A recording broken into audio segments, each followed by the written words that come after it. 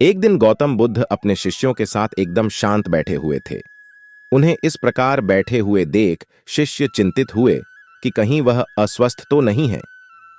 एक शिष्य ने उनसे पूछा कि आज वह मौन क्यों बैठे हैं, क्या शिष्यों से कोई गलती हो गई है? इसी बीच एक अन्य शिष्य ने पूछा कि क्या वह अस्वस्थ हैं, पर बुद्ध मौन रहे। तभी कुछ दूर खड़ा एक व्यक्ति जोर से चिल्लाया, आज मुझे सभा में बैठने की अनुमति क्यों नहीं दी गई है? बुद्ध आंखें बंद करके ध्यान मग्न हो गए। वह व्यक्ति फिर से चिल्लाया, मुझे प्रवेश की अनुमति क्यों नहीं मिली? इसी बीच एक उदार शिष्य ने उसका पक्ष लेते हुए कहा कि उसे सभा में आने की अनुमति प्रदान की जाए। बुद्ध ने आंखें खोलीं और बोले, नहीं, वह अछूत है, उसे आज्ञा नहीं दी जा सकती। यह सुनकर शिष्यों को बड़ा आश्चर्य हुआ। बुद्ध उनके मन का भाव समझ गए और बोले, हां, वह अछूत है। इस पर कई शिष्य बोले कि गुरुदेव, हमारे आश्रम में तो जात पात का कोई भेद ही नहीं है, फिर वह अछूत कैसे हो गया?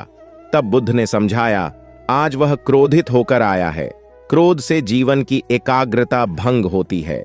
क्रोधी व्यक्ति प्राय मानसिक हिंसा कर बैठता है, इसलिए जब तक वह क्रोध में रहता है तब तक अछूत होता है। इसलिए उसे कुछ समय एकांत में खड़े रहना चाहिए। क्रोधित शिष्य भी बुद्ध की बातें सुन रहा था।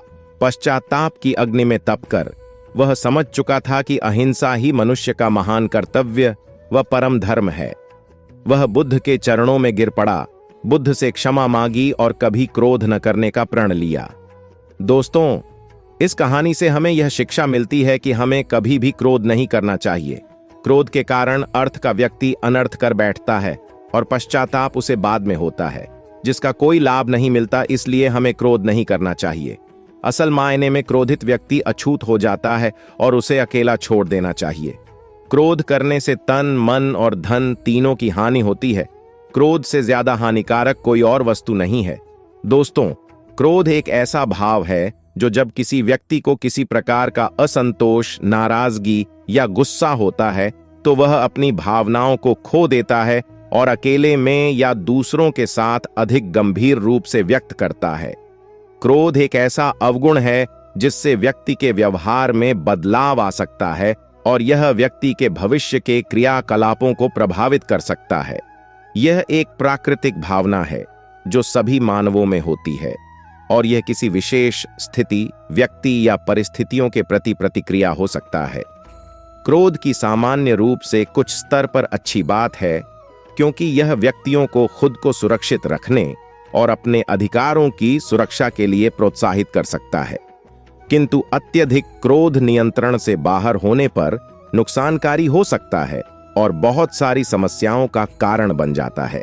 क्रोध को आत्मनिगरानी की आवश्यकता होती है ताकि यह संतुष्टिपूर्ण तरीके से प्रबंधित किया जा सके।